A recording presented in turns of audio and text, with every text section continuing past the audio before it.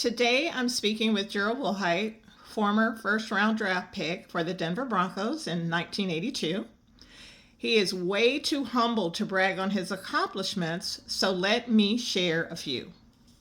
Never played high school football, grew 7 inches and 80 pounds over the summer, played football at college on a dare his sophomore year in junior college, Heisman finalist, 3 Super Bowls. So today we're going to talk to Gerald and find out a little bit more about him. How are you today, Gerald? I'm doing very good, thank you. Good. So the very first thing I want to talk about is the fact that you never played high school football, but you were drafted first round to the NFL. How does that happen? Well, just a lot of hard work. Me personally, I've always been an athlete. I've done everything from marbles, jacks, jump rope, hopscotch, double dutch. I do it. I pride myself on being athletic and can do anything and everything. So did you play other sports while you were in high school? Yes. I wrestled and I ran track and I played baseball. Okay. Were you interested in football at all? Not at all, because I was too small and I thought it would make me gain weight for wrestling, so I had to stay in the same weight class. Okay. All right. So then that takes me to the second point that I made, and that is that over the summer, you grew 7 inches and 80 pounds. That's almost incredible. How did that happen? Well, I think once I stopped wrestling and stopped dieting, I was stunning my growth by dieting.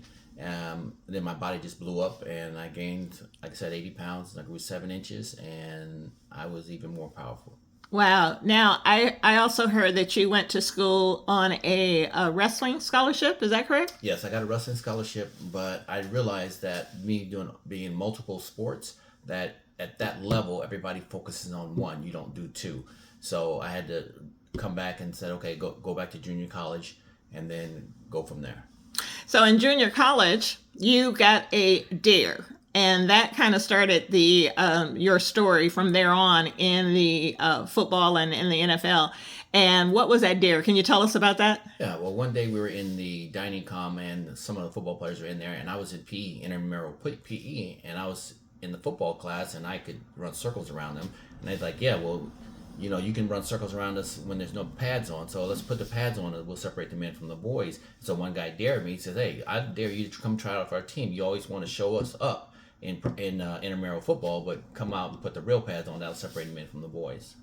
So what was it like then making that transition from a junior college to San Jose State, which is where you graduated from and where you were drafted out of? What was that transition like? Well, for me, being an athlete, all I needed was some guidance and somebody to tell me what to do. I could pretty much figure it out. And I thought I was tough anyway because I was a wrestler. So I knew I was tougher than most guys who played football. And so it was a big transition because in junior college, you probably had 8 to 10 guys who were very good athletes who could play football well. And then you got to the college, and now you have about 20 to 25 good athletes, and you're not as dominant as you were in junior college. And then the level of play was so much greater. It was a big jump. And a lot of people can't make that transition, but it was a big jump. So, can you tell us a little bit about your experience playing for San Jose State and being coached by Jack Elway, the late great coach and the father of John Elway? What was that like? It was great. I mean, Jack was a coach that he knew his personnel. He took time to learn your personality, what made you get excited, what made you mad, what made you try even harder. And then I had Dennis Erickson. Dennis Erickson was the head coach of the 49ers and I guess the Seattle Seahawks, and he won a national championship in Miami. So I had great coaches around me. I've had Wally Gaskin, all of them. Every coach I had was a great coach at San Jose State. So it was a big jump from junior college because you had so many people who were very proficient in their field. You were a Heisman finalist while at San Jose State, is that correct? Yeah, I used to rush. I rushed for over 1,000, sometimes 1,200, 1,100 the next year. I caught 50 passes. Me and Darren Nelson was the only 2 athletes to rush for 50 and catch 1,000. Rush for 1,000 and catch 50 passes in the whole NCAA at the time.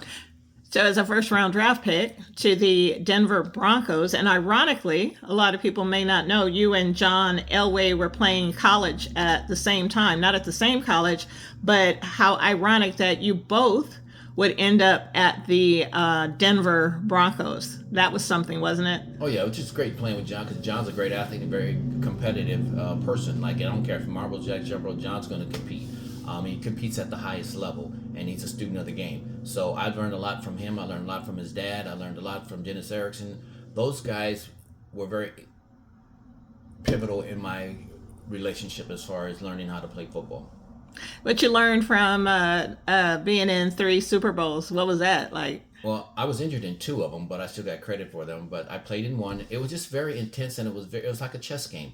It was like any mistake could turn the momentum. So it was like you had to be on your P's and Q's, and everything had to be on point. So playing in the Super Bowl is a lifetime dream of most people, and it's an honor.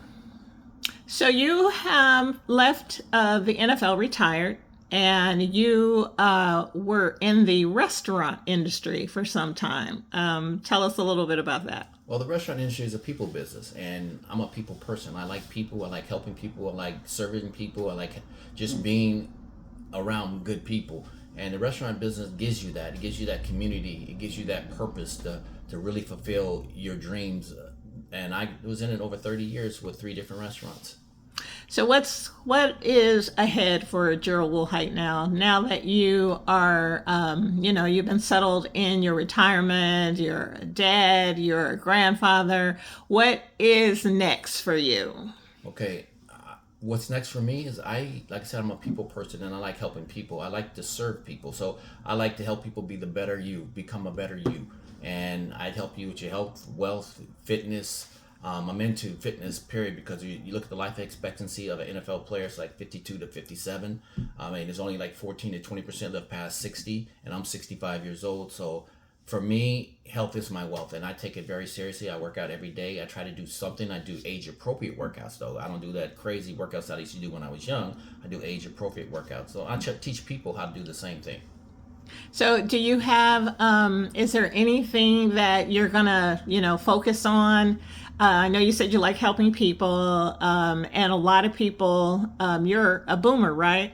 Yes, I'm a baby boomer. I was 22 2 years ago, though. Now I'm 65, so it goes that fast. Yeah, so you have something in store to support your fans and just people that are at an age, since fitness and nutrition is a big deal to you. Is there something that you're going to be sharing with us coming soon? Yeah, I'm starting with a new company, and we're going to really, really build a community. And like I said, everything about me is always building a community, helping other people get what they want so I can get what I want. And so that's my mission in life. That's my purpose in life, is to serve people. So I'm going to build a group of people that want to come run with me and want to either change their life, build wealth, and their health. All right. Well, that's great, Gerald. Thank you so much for speaking with us today. I've heard them say that you have the will to win, and it is really, really exciting to get a chance to talk to you. And we are looking forward to what is next in the life of Gerald Willhite. Come join me.